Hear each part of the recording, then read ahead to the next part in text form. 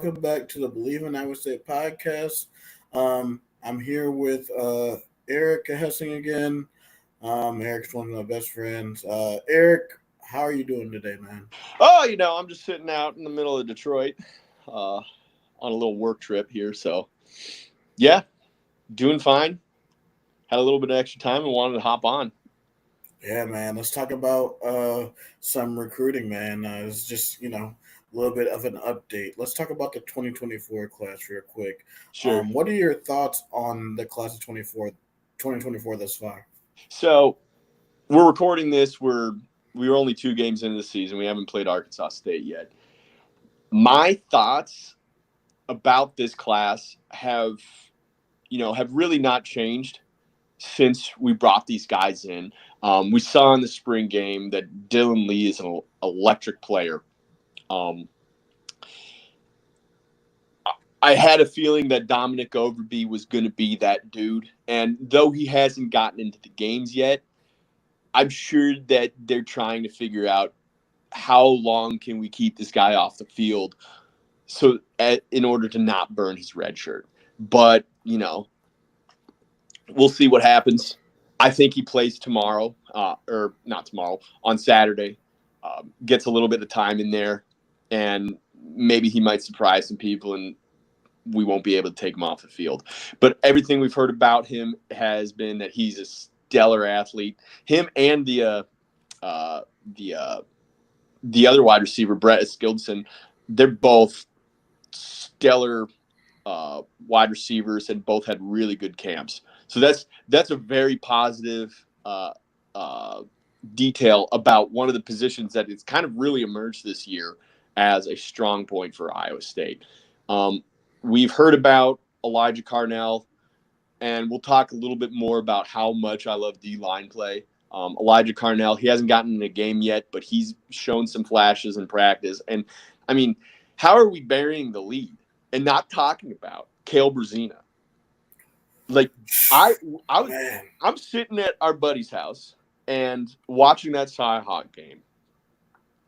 And, I mean, I'm sure I'm like most Cyclone fans where we're walking in to our friend's house or wherever we're watching the game going, man, we have so many linebacker injuries, and it was a struggle last game watching that. This could be a long afternoon. And then the first drive happens, and I'm like, we stopped them, but holy cow, that was scary. Mm-hmm. And then Iowa goes up 10-0, 13-0. We score a touchdown. Wow, Jane Higgins. Wow. And then they drive down the field again. And I'm just going, what, like, this is tough. Right. But they held up, and we won the Cy-Hawk game. And Cale Brazina is a big reason why. Cale Brazina at the middle linebacker spot, he's not leaving. That's his now. No, that's his it's spot like now. I'm sitting there watching, and I'm like, this is 2018 Mike Rose, where he's probably the best one out there, and he hasn't ever played a game before. We can't take Cale Brazina off the field. He's so good. Well, maybe for breaks, maybe for breathers, maybe when we're on offense, but we can't take him off the field. He's so good. He's so good. So the other linebackers spots, I think that we'll be fine. I was just kind of a little side note to all that. I think we're going to be fine at linebacker. We're going to get back Will McLaughlin. We're going to get back Jack Sadowski, and we're going to be okay there. That Iowa offensive line was the real deal. They're no joke. Kudos to Caleb Johnson for running through the holes, but there were some pretty gaping holes in that game that could have really came back to bite us if we didn't hunker down in the second half. So that's, Cale Brazina, he's the main man. I mean, we've seen it. I'm excited for this weekend to see what other guys get in, because that will be a tell. But one of the ones that I wanted to talk about, and Tyler, I think we know who our backup quarterback is. We People might have missed it. do. People might have missed it in the first game. I mean, nobody missed it because they saw who came in. But that told me everything I needed to know about the backup position. We put in a Mm-hmm. true freshman to end the game out. Put the true freshman ending the game. You know, most fans will go, "Oh, it's garbage time. That doesn't matter." Excuse me. Have you not met Matt Campbell? Everything matters to Matt Campbell. It Every sure detail, does. everything that man does is calculated and thought out. Connor Mobley stepping on the field, true freshman Connor Mobley, part of the 2024 class, stepping on the field, told everybody who the backup quarterback was. It's Connor Mobley. Will they play J.J. Cole quite a bit? We could see him on Saturday, yes. Probably. Yeah. But right now, my mindset is that Connor Mobley is the backup quarterback. If Rocco Beck, knock on wood, were to go down, Connor Mobley's coming in. Yeah. I And mean, yeah, I see it that way, man. I like that. That was very, very telling. That I even said somebody to me who's a novice in recruiting. Like I was like, wow. I was like, this really, mm-hmm, really says a lot. I definitely wanted to have you on and talk to you about this yeah, because that was very, very telling to me. yeah. And what I will also say is because you get this question a lot, like how does this class compare to that class or whatnot. I think the 2023 class is still the best class that Iowa State has ever brought in, even Oh better than yeah, 2022 with all the 4 stars. definitely. It's 2023 is probably better than 2024, but 2024 served a different purpose, and also you're really not going to compete with 2023. I mean, Mm-hmm. we have 3 guys that are going to start for safety for us next year, probably that came from that class. And, you know, we have a couple linebackers, a couple linemen, really good wide, like a bunch of players. Bunch of good Abu wide Sama receivers. Yeah. came from that class. So that's probably the goal. That's probably the standard for what we want the class to look like a dream scenario. But 2024, I'm very, very pleasantly surprised with how good it is. Knowing that Elijah Carnell came in very late in the cycle as a recruit for us and has really been popping off. And that's because of his, that's all one because of how big he is. He's already a 300 pounder, which is great. So Man. yeah, as far as that, I'm I'm excited to see who plays on Saturday and keep an eye out for that. I definitely will be looking at the rotation. That's one thing I want to see in this game as to where I want to see the type of depth that we have. Hopefully, we're up by like Lord willing 2, 3 scores, maybe even 4 scores, and see what we really, really got on the bench. Yeah, I mean, I want to see what Dylan Lee can do, but I Yeah, also me want to too. see what the other 5 running backs can do. Right. I want to see what a lot of our freshmen can do. I want to, Tyler. I want to see what Cooper Alexander can do. Yes, man. But I've been like, wanting to see him all here's the year. thing. This is not the Iowa State that you and me know and love. Like No, this is that's not. big boy Iowa State, where hey, we got more mouths to feed than just the true freshman. I know you guys want to see Nigel Tribune come in because maybe he can show you something, but we've got other seniors and juniors here. I know that's a blasphemy. Blast from the past, man. Blasphemy. Shoot. Hey, there's got to be some freshmen that could do something. Wasn't it funny how like we would bring in a true freshman, they would just be this enlightening experience, and then over the course of their career, they just got worse and worse. Bro, we needed something at that point to have some excitement. We were hopeless at that point. We It's were like, like man, we need something new. it was like, and I'm not trying to rip on anybody. This is totally coaching. It's all coaching. It's Right, all coaching. But like you'd be like, this guy was good when he was a freshman. How is he like this? How is right, he? He's unplayable now. right. Like the And regression, I'm not it's I'm not ridiculous. ripping on I'm not ripping on the guys. It might sound like that. It probably does sound like that. It is 100% the coaching. Oh a yeah, 100%. So Yeah. Anyway, No, I and so like that. That's yeah.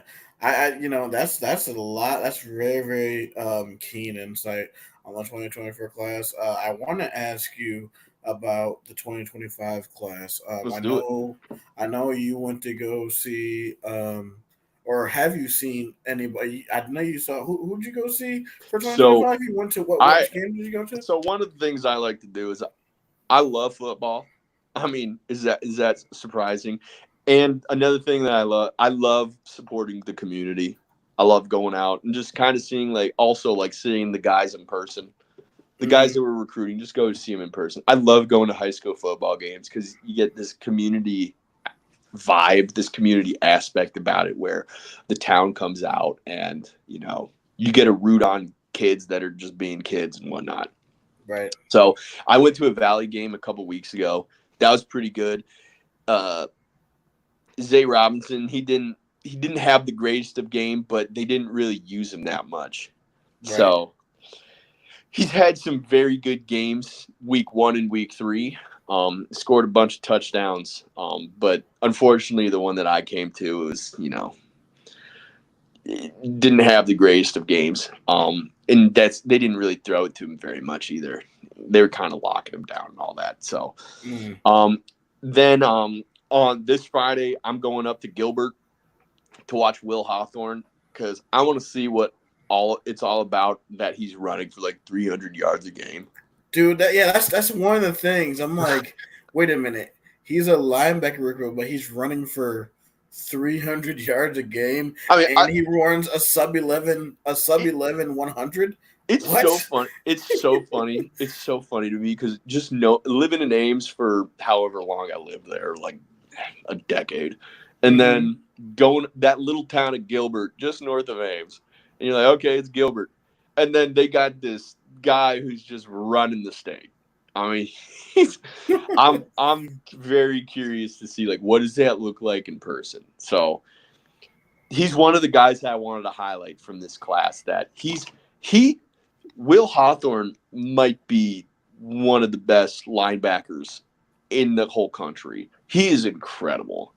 He's a great athlete. He's so Mm-hmm. he's so fast. He's so physical. He's big. He's a really he's one of those guys that I know we only have one linebacker in this class so far, but that might be enough. Mm-hmm. That might be enough. I kind of do want to get 2 or 3 more guys because it's a little scary like having linebacker issues that we're having this year and only bringing in one guy. Yeah. But he's one of the he's one of the better players that we got coming in. He could be the best one. I'm I'm I'm buzzing for tomorrow night. I'm buzzing. I can't wait to go see. And then go to Jack Trice the next day. Um but yeah, other guys, Alex Mansky, he's putting on shows every week. Now, we got to take a little trip up there. We're going to go up there for the Baylor game to watch Yep. him I will be up play there. against the Algona play against Clear Lake. Clear Lake. Yeah. So that'll be fun. But I, yeah, I can't wait. I can't wait to see that. He's been putting on shows. He's scoring a ton of touchdowns, just routing teams, just destroying teams. And you like to see that from your quarterback. Yeah. Oh no. You like to see your quarterback being the most dominant athlete player on the field. Just Of takes control course. of the game. He has the it factor. Will Hawthorne has the it factor. Those guys, I'm totally satisfied with those guys are. Um, Other guys, it's been kind of hard to find stats and tape of other guys, but I do really like the group of guys that we got coming in. Um, and if you want, we could talk about some targets that we have. Yeah, I've been trying. I've been busy the last few weekends, but I've been trying to make it to some of Mason Allen's Sure. games because I really, really want to know more about his game. Hmm. I just gotta look at the schedule and see when their next home game is to Yeah. see if I can make it out to it. So he got hurt in the last game that they played against Downers Oh, Grove North, but I think that he'll be back. okay, So gotcha. yeah, head on out there. Yeah, for Head sure. on out I there. will. But yeah, so talking about guys that we're still going after, that we're recruiting.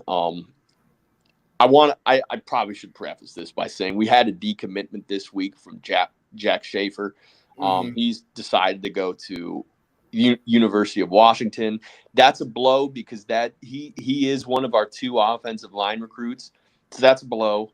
But it's nothing that we can't, overcome, I guess, in the Sure, future. sure. He's a really good player, but we got a lot of guys on the docket that we could come bring in. We only have one offensive line commitment right now, but we're looking at a couple guys that we'll talk about in a second.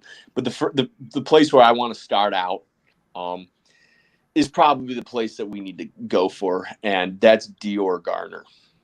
Yeah, I heard about He's this guy. he's a Bowling Green commit right now, and you're probably thinking Bowling Green.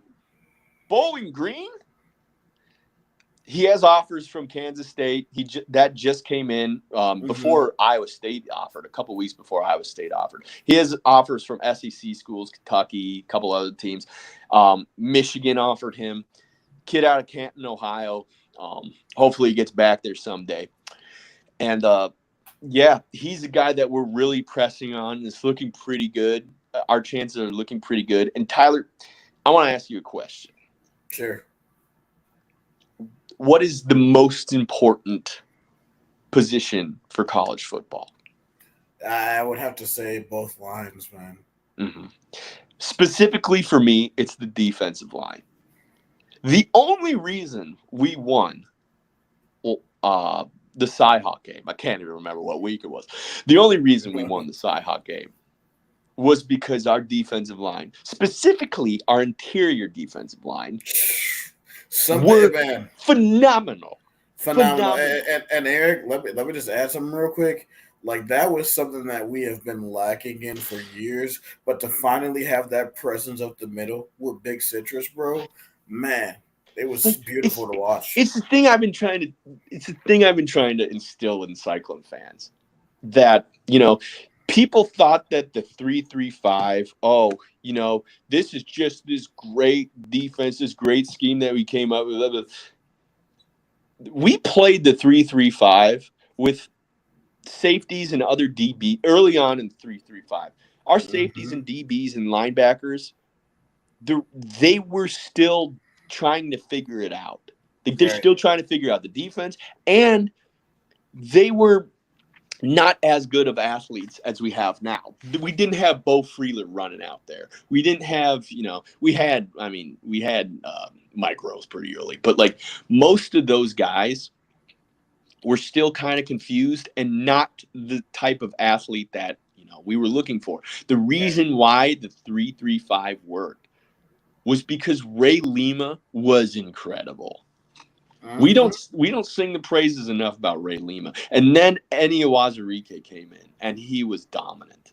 Yep. The the the defensive tackle position in the 3-3-5 defense is so important. It sure is. And also the defensive end is as well. The middle is probably the centerpiece, but when the defensive ends, those three guys are the most important position on the field, period. More so, it goes defensive line, quarterback, offensive line. If you get the defensive line correct and they're humming, you can win a ton of games. That's why Iowa won so many games when their entire offense was terrible. That's what I'm saying. I was like, how do they do this? But I'm Because like, but like you said, it's the line play. their defensive line was filled with NFL guys. That's why Georgia, go back to any national title winning team. Georgia, Florida, LSU, all those teams had dominant defensive lines. Dominant defensive line. Alabama, all those Alabama teams. That's why Oklahoma could never win a national title in Hmm. their runs with Heisman winners. Their defensive line was just not there. So Dior Garner is a defensive lineman. If he commits, he'd just be another guy coming in. We got a couple of other guys coming in too. All of those guys will play. When you have a good enough defensive lineman, You can't have enough depth at defensive line because come that middle of that third quarter when the other team's tired, do you have guys who are ready to go? Do you have guys that are going to give 100% and still can give 100%? Because when that happened, we saw that happen. We saw that happen during the Cyhawk. When we needed to give 100% in the middle of the third quarter and Iowa couldn't, that's when we took the game over. Yep. And we came back and won. It always happens middle of the third quarter. Whoever's still going hard middle of the third quarter, that's who's going to win the football game. So Dior Garner, it's looking pretty good that he could flip to Iowa State from Bowling Green. That would be a huge win for us. The more D linemen, the merrier, and he's a good one. He's really explosive. He's already 285, 6'4", really, really interesting player. I'm going to go over a couple other guys. Sure. Guys who let's go over guys who have offers. Yeah. Louis Apka, he's from Junipero Serra. I think that's how you say it, out in California. There's a couple of those schools, so I'm not sure which one it is. But he's a offensive line recruit, 6'6", 250 pounds, 3-star guy. Got a bunch of good offers that you like to see: San Diego State, Boise State, Fresno State, Washington State. I believe we're his only Power 5 offer. I could be wrong. Let me click on it real quick. But he's a really good, long athlete type guy that would be a great addition to come play tackle for us. Right. Let me look here quick. No, he does have Brigham Young. Okay. Yeah. So that's good. That's what you like to see. Then we got another one coming in this week. LaMarcus Hicks. Oh, he's going to yeah. be a DB. He's committed to Northern Illinois, and there's a lot of listeners right now who might not have kept up. LaMarcus Hicks, he played like 20 years ago. It's his son. It's always great to get a legacy recruit because, man, like if you can get a legacy recruit, you're like, man, this is amazing in any type of sport. If they were like, if their father was like a great player, or just like really a really good player, just to get their son to come to your school is absolutely amazing. Now I don't know if he's going to commit to Iowa State or not. He's committed to Northern Illinois. He committed there in March or May. But I'm sure he'll come out to a game, and hopefully we can get him flipped. He's a big 6'2" corner in high school. I don't know which DB position he's going to play, but I mean, really, these guys when they get on campus, like, they could be either one. That's kind of what happened with Cam Smith, and Cam Smith has been coming into his own. He played a lot of the Cyhawk game. He sure did. He did a great job. I'm really excited for him.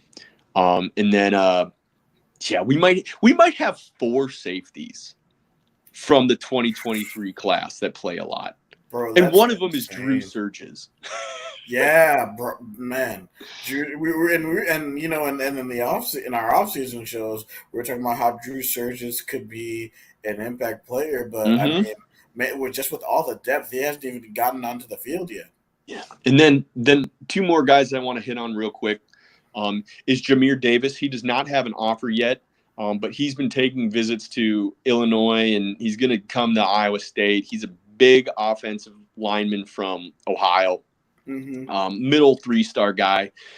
Only offer right now is Marshall, but I could see us offering him after like some more evaluation of games and stuff and getting him on campus. I wouldn't be surprised if he grabs an offer.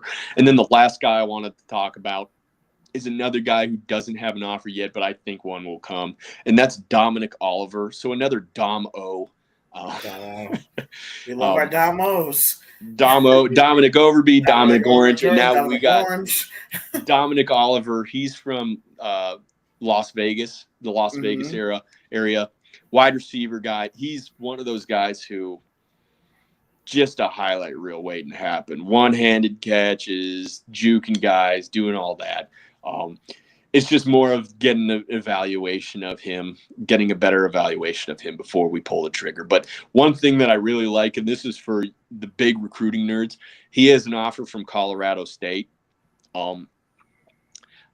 Now that sounds like, okay, yeah, it's Colorado State. Colorado State is very good at finding wide receiver talent. So if they offer, They are, he's one yeah. of it's like Houston before Houston was a Power 4 team. When Houston would offer a wide receiver, or Baylor would offer a wide receiver. Now they've always been a Power 5 team, but when they offer a guy, you just have to take a look at him. You have to take a look because they were incredible talent evaluators at that position. So him having a Colorado State offer is pretty enticing to me, and he's putting up some big time game tape this year, and yeah.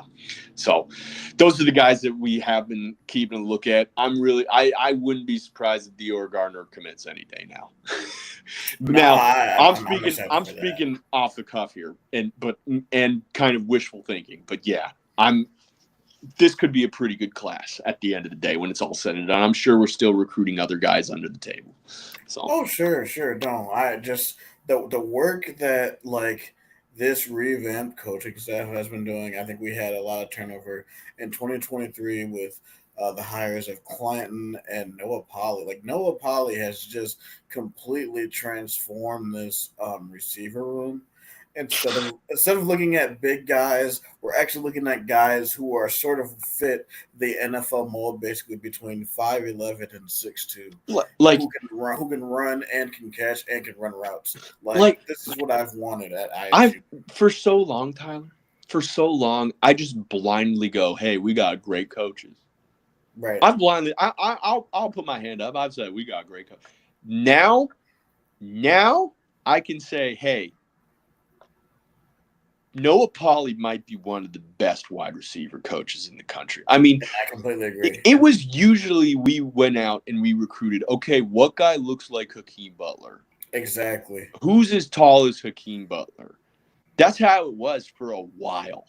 And Noah Polley came in and said, I want guys, and this is just from me looking. He hadn't actually explicitly said this. This is just from me kind of tracking what he does. Where are the athletes?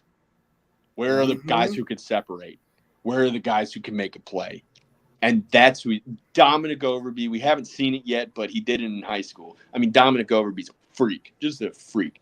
Brett Eskildson's a freak. Look at the transfers that we've brought in. Jaden Higgins, Jaden Higgins. freak, freak. Yeah. Um, Eli Green, he showed Eli flashes. Green. I'm sure Isaiah Alston's going to perform Isaiah in Austin some of probably these games. will He probably hasn't see caught a him tomorrow. pass yet, but he's been out there. And the most important one, Tyler, where the heck has Jalen Knoll come from? Matt. The guy I was with watching the game, the Cyhawk game. I was telling the whole time, I'm like, Jalen Knoll might be one of the best wide receivers in the country. And I looked at the guy, I'm like, you used to call him Droppy McDropstein or whatever. Like, I'm not trying to rip on that. But like there was a section of Iowa State fans who said never throw to Jalen Knoll. Right. Because he'll probably drop it. And now he's one of the best. If he's one of the best wide receivers in the country. And like he's incredible. That route that he ran against the Hawkeyes, He, buddy bro, boy. that separation that he got over Xavier Wampa, bro, that is elite route running right there, He's an man. NFL player. Oh, bro, I'm telling you, I am telling you right now, with the struggles that the Cowboys have at receiver, bring him to Dallas, please, please. No, he's going to the 49ers. I don't know what you're talking. No. They're going to lose Y'all have Jawan enough. Jennings. They're going to lose Jawan Jennings coming up, and they're going Purdy to has bring enough already. Give Dak some more weapons. Dak. They can't afford Jalen Knoll. Man, whatever. They can't afford Jalen Knoll. You'll just have when Jalen Knoll comes out of there with a $25 million or however much the high paid one is now. I can't keep up with it. I remember a couple years ago when what's his name, Odell Beckham got $20 million, and everybody was talking about generational money. How could you pay a wide receiver that? Now they're getting like 35 or They're something. getting like 35 now. So That was like 5 years ago. It's the freaking salary cap, man. It Tyler, goes up why every year. why didn't we go to the NFL? Like, I want 35 million. Well, Eric, I'm 5'6", and you're like 5'10", and yeah, we didn't. But like, But yes, I need we need that. We need that NFL money, Eric? We don't need count me out. I still got it. Never lost it. that. No, no, that's all right. Anyway, yeah, that's really all I got for today. So, No, Eric, thank you for coming on. Thank you for sharing the time. I'm gonna just do a few closing thoughts or closing statements. sure. Yeah, I'm I really do think that we're really going to see the fullness of this 2024 class. I think in conference play. Mm-hmm. I think because right now we're still figuring everything out. By the time we're ready and raring to go next week against Houston and probably against Baylor, you're going to see a lot more people that you didn't see. Sure. So I think we're going to have a lot more contributors in the 2024 class. Looking forward to seeing a lot of guys in 2025 class. Looking to the Algona matchup. Definitely for myself going to some Glenbar West games to go see Mason play. But for once again, everybody, thank you for being with us on the Bleav in Iowa State podcast. Few things before we leave. Add us on all of our social media pages on Facebook, X, and Twitter, TikTok, and YouTube at Bleav in Iowa State, Bleav. And also remember to rate us on your favorite podcast uh, contributor. Once again, this is Tyler Carter and Eric Hessing. Thank you for listening to Bleav in Iowa State podcast. Go Cyclones. Go Cyclones.